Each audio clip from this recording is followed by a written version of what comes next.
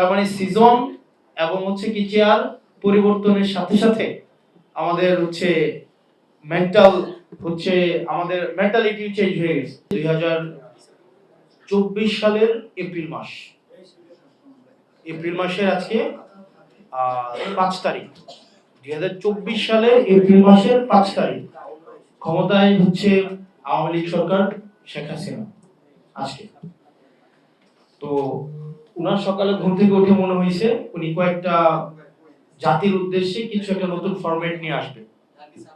BNP তখন আন্দোলন একটা করে তারপরে কিছুদিন অপেক্ষা করে তারপরে বলে যে নেক্সট টাইম এবার সফলতা বা পরবর্তীতে আবার দেখা যাবে। 2024 সালের এপ্রিলের 5 তারিখ শেখ হাসিনা একটা ফর্মুলা নিয়ে আসলো, যে ফর্মুলাটা তত্ত্বাবধায়ক সরকার নিরপেক্ষভাবে গঠিত হবে, দুদক এটা বিরোধী দলীয় দমন কমিশনার থাকবে না, এটা নিরপেক্ষভাবে যিনি দুর্নীতি করবেন উনি যত বড় ক্ষমতাবানই হোক না কেন, উনি সার্ভিং মিনিস্টার থাকুক, সার্ভিং ইভেন প্রাইম মিনিস্টার থাকুক, হুয়েভার হি ইজ, তার বিরুদ্ধে দুদক ব্যবস্থা নেবে। উনি একটা গুম কমিশন বানাবে এবং এই গুম কমিশন তদন্ত করার জন্য কোনো প্রায়র অনুমতি নিতে হবে না। উনি একটা ফর্মুলা দিল, যে ফর্মুলাতে উনি যেই বিচার বিভাগকে সম্পূর্ণ স্বাধীন করবেন, কোন বিচারককে পোস্টিং প্রমোশনের ভয় দেখিয়ে বিচার কার্যক্রম ম্যানিপুলেট করবে না। আজকে কয় তারিখ? 2024 সালের এপ্রিল মাসের 5 তারিখ এই প্রস্তাবটা আমরা হাসিনা ফর এক্সাম্পল দিয়েছে। আজকে এই সংসদে যারা সংখ্যাগরিষ্ঠতার বাহাদুরি দেখায় তাদের মধ্যে কোন ব্যক্তি আছে এই ফর্মুলার বিরোধিতা তখন করতো? কে ছিল? এমন কোন একজন ব্যক্তি ছিল যে এটার বিরোধিতা করতো? মানে প্রাইম মিনিস্টার বিরোধিতা করতো তখন? আমাদের সালাউদ্দিন সাহেবকে তখন বিরোধিতা করতো? বা কে বিরোধিতা করতো তখন? মানে একজনকে খুঁজে পাওয়া যাইতো যে হাসিনাকে বলতো যে না আমরা এটাকে মানি না? একজনকে খুঁজে পাওয়া যাইতো তখন?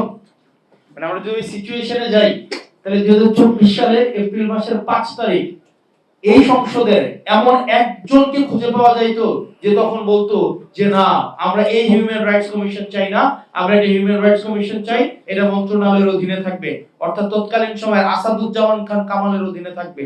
তখন কি কোন এই যে বিএনপির কোন এমপি এই কথা বলতো না? তখন কি দুদকের বলতো যে না দুদককে যদি আমরা প্যারালাল একটা সরকার বানাই ফেলি তাইলে কেমনে হবে, দুদককে অবশ্যই একটা মিনিস্ট্রির আন্ডারে রাখা লাগবে? তখন কি কথা কেউ বলতো? তখন কেউ বলতো না। তার মানে সিজন এবং কি চেয়ার পরিবর্তনের সাথে সাথে আমাদের মেন্টাল আমাদের মেন্টালিটি চেঞ্জ হয়ে গেছে।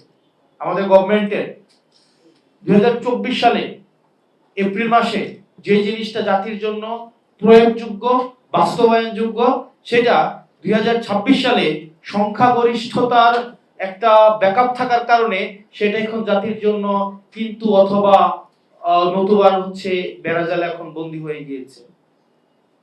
এই যে একটা গণবিদ্বেষী গণবিরোধী যে একটা অবস্থান নেওয়া,